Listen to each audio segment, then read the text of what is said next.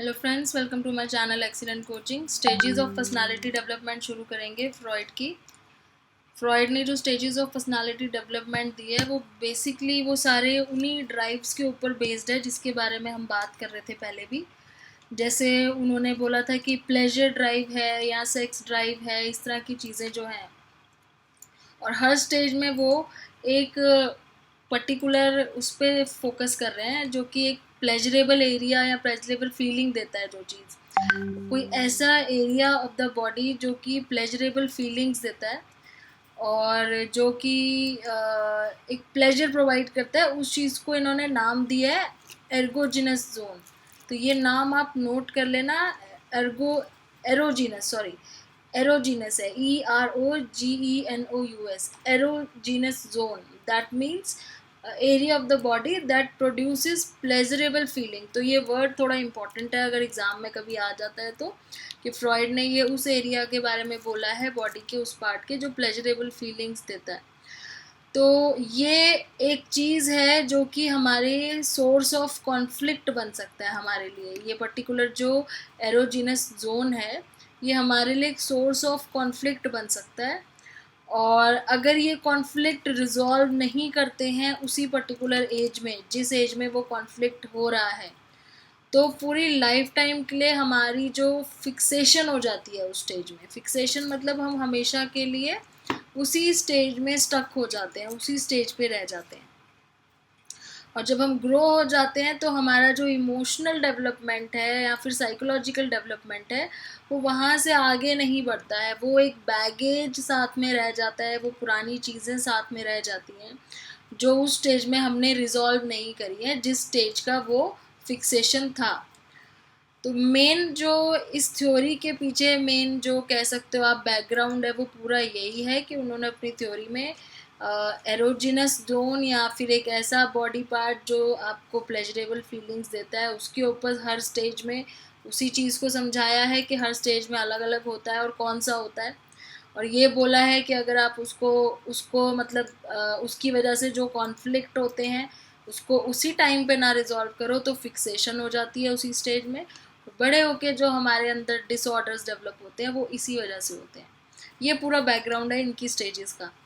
तो पहली जो स्टेज है इनको साइको सेक्शुअल स्टेजेस बोला गया है। अगेन आपको समझ में आ रहा होगा कि सेक्सुअल वर्ड क्यों यूज़ किया है, क्योंकि यहाँ पे सेक्स ड्राइव के ऊपर है, तो साइको सेक्शुअल।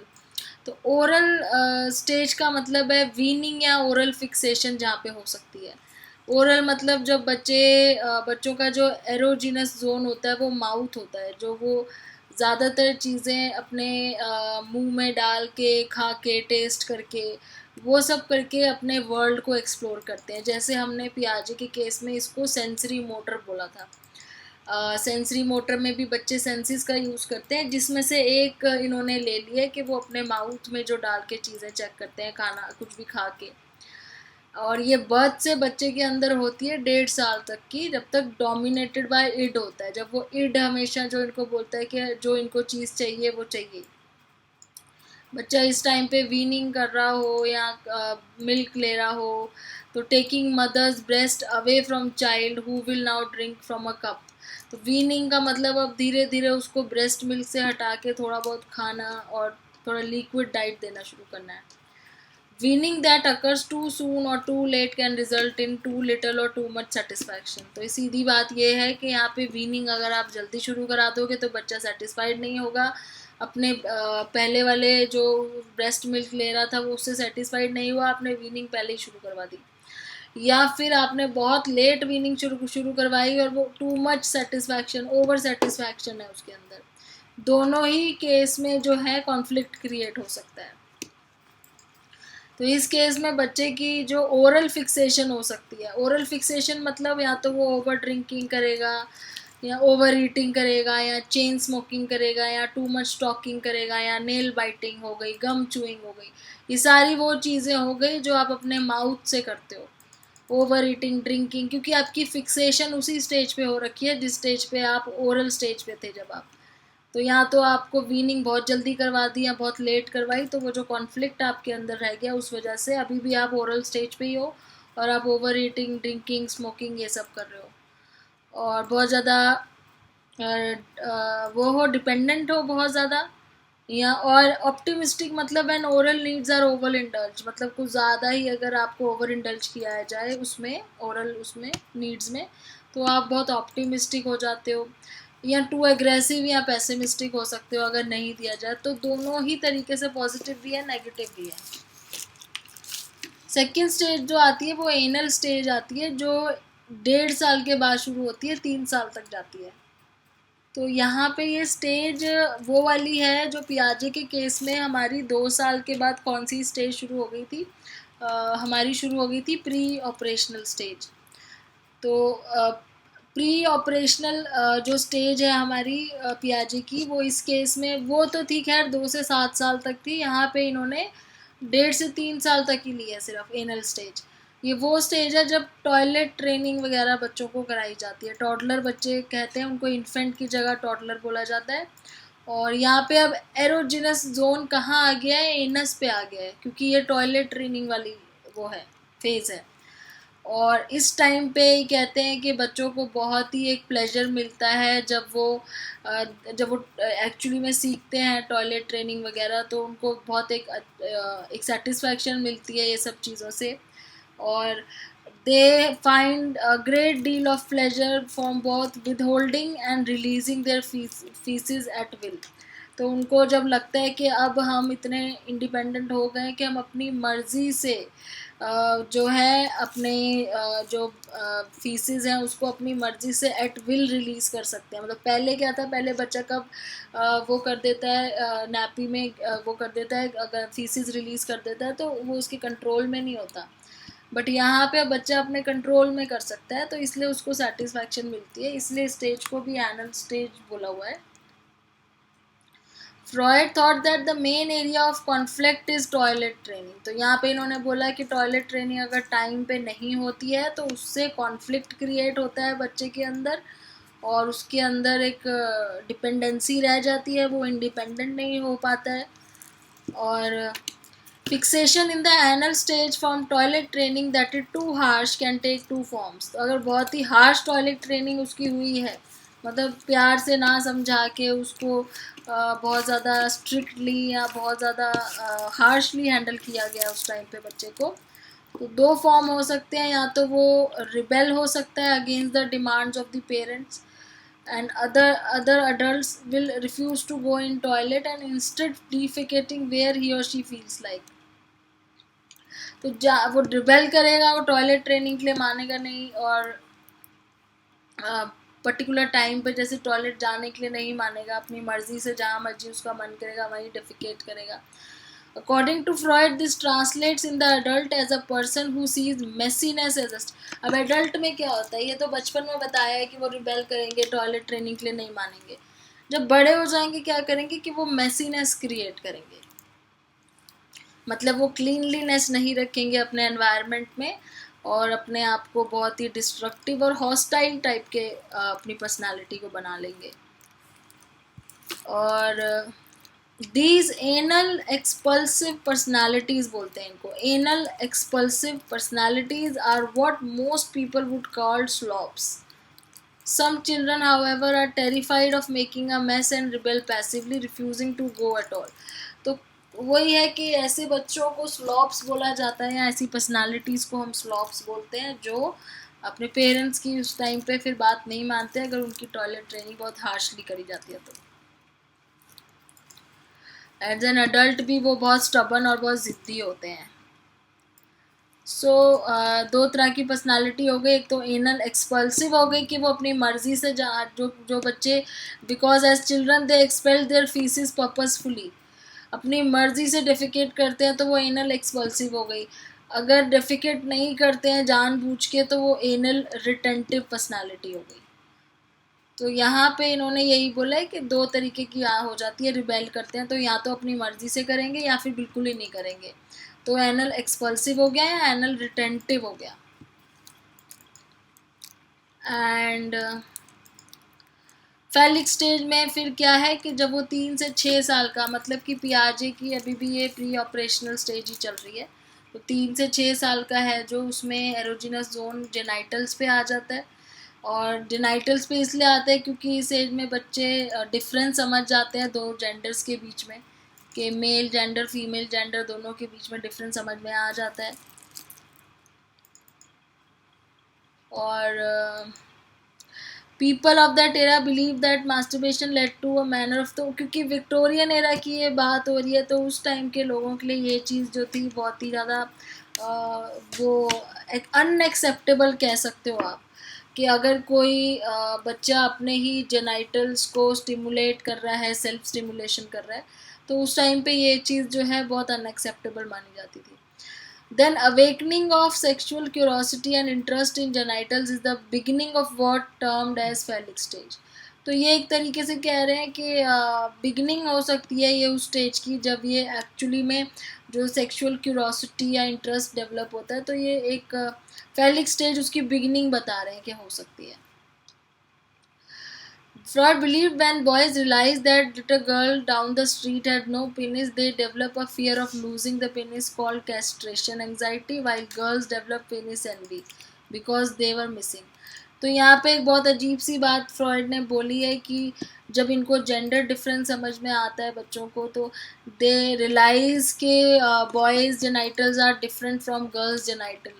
तो बॉयज़ में एक फीलिंग आ जाती है, कैस्ट्रेशन एंजाइटी आ जाती है कि हमसे वो जो हमारे जेनाइटल है पार्ट है वो लूज़ हो जाएगा, हमसे ले लेंगे।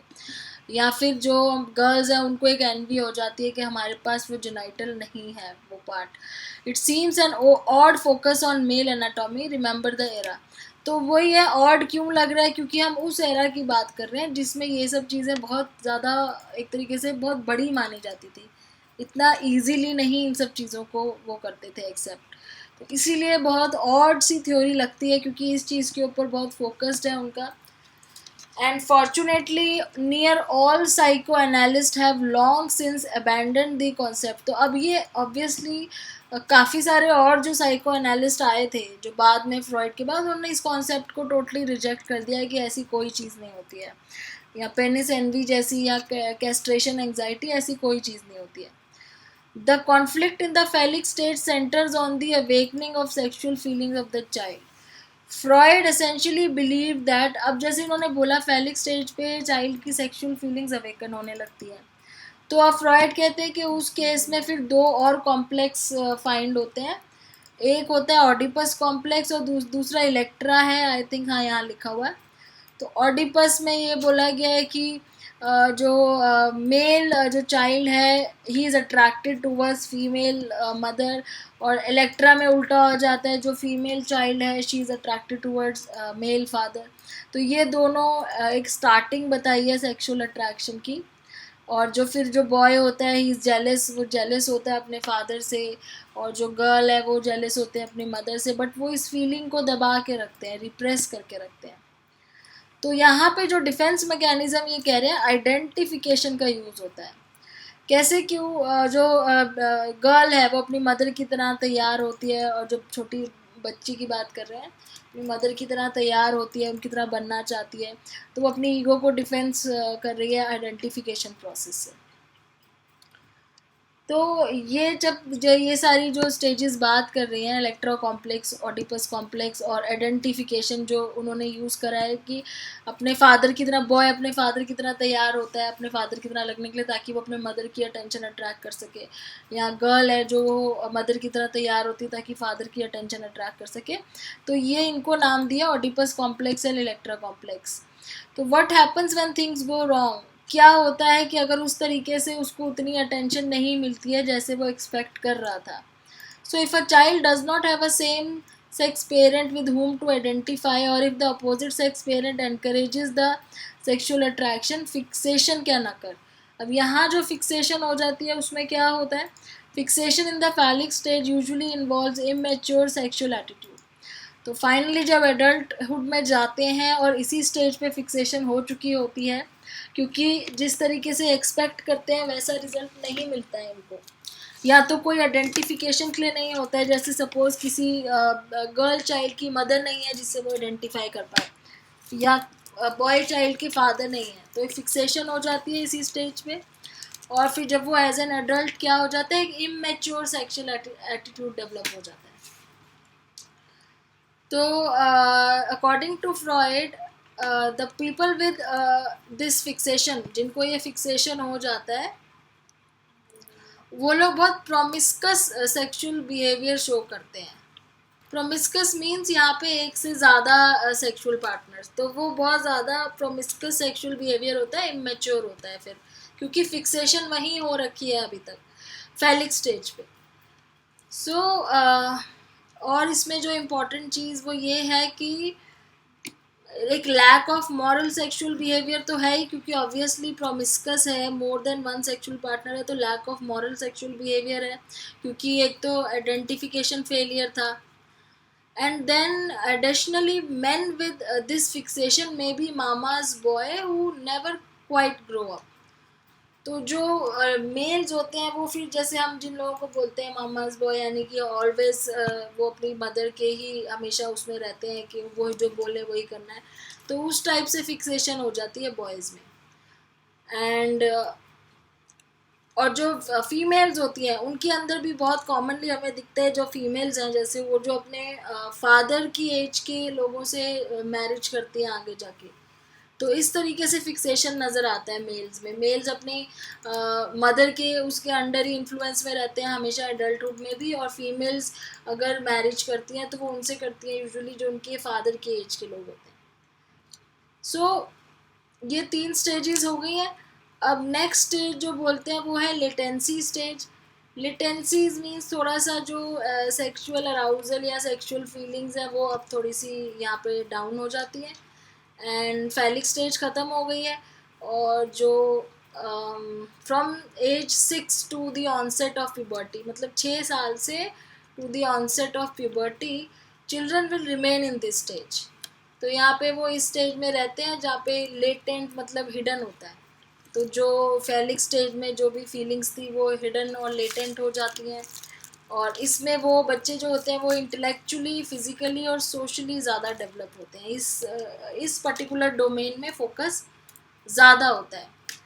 And at this age which boys play with other boys and girls only play with girls, तो यहाँ पे जो गैंग उनकी बनती है वो सेम जेंडर वाली गैंग होती है, सेम सेक्स वाली गैंग होती है। तो इनको तो छोटा सा ही इन्होंने समझाया है कि लेटेंट स्टेज है। फिर फाइनली जब एडोलेसेंट एज में जाते हैं तो एज़ यूजुअल जो कि हमने पढ़ा हुआ है कि जेनाइटल स्टेज होती है, यानी कि जो अपोजिट सेक्स अट्रैक्शन शुरू होती है, सेक्सुअल फीलिंग शुरू हो जाती है, वो जो फेलिक स्टेज में जो शुरुआत हुई थी वो बीच में लेटेंट हो गई और फिर से अब शुरू हो गई। बॉडीज़ आर चेंजिंग, क्योंकि बॉडीज़ चेंजिंग होती है, सेक्सुअल अर्जीज होती हैं, वो बहुत सारे चेंजेस आते हैं बॉडी में। So when children are 3 their parents are their whole world. अभी कैसे कैसे चेंज होता है वो बता रहे हैं। 3 साल के होते हैं तो 3 साल तक के जब होते हैं तो पेरेंट्स ही सब कुछ होते हैं। When they are 13, their parents have to walk 20 paces behind them in the mall, so none of the 13-year-olds friends will see them. तो वही चीज़ है, जब 13 ईयर्स के होते हैं तो उनके पेरेंट्स को वो काफ़ी दूर रखते हैं अपने, ताकि फ्रेंड्स ना देख पाए उनको। So instead of focus of sexual curiosity and attraction will become other adolescents or music stars, movie stars and other objects. बाकी चीज़ों को एडोर करने लगते हैं इंस्टेड ऑफ पेरेंट्स। तो पेरेंट्स से ज़्यादा उनकी sexual curiosity, attraction with others, movie stars, ये सब चीज़ें। तो ये है फ्रॉइड के अकॉर्डिंग जो स्टेजेस ऑफ डेवलपमेंट होती हैं, जो इन्होंने एडोलेसेंट एज तक ही बताई है। फ्रॉइड के बाद जो कुछ ऐसे लोग आए थे जिन्होंने साइको एनालिसिस के ऊपर काम किया था, उनको हम बोलते हैं नियो फ्रॉइडियंस। नियो मतलब न्यू, नियो फ्रॉइडियंस मतलब जो इसी की फ्रॉइड की ही थ्योरी पे काम करते थे, लेकिन उनके कुछ ऐसे आइडियाज़ थे जो इनको बिल्कुल पसंद नहीं थे, तो इन्होंने उनके आइडियाज़ को अपने तरीके से मॉडिफाई कर दिया था। तो इसमें कार्ल यूंग आ जाता है, एडलर, कैरन हॉर्नी है, एरिक्सन है, ये सारे नियो फ्रॉइडियंस हैं।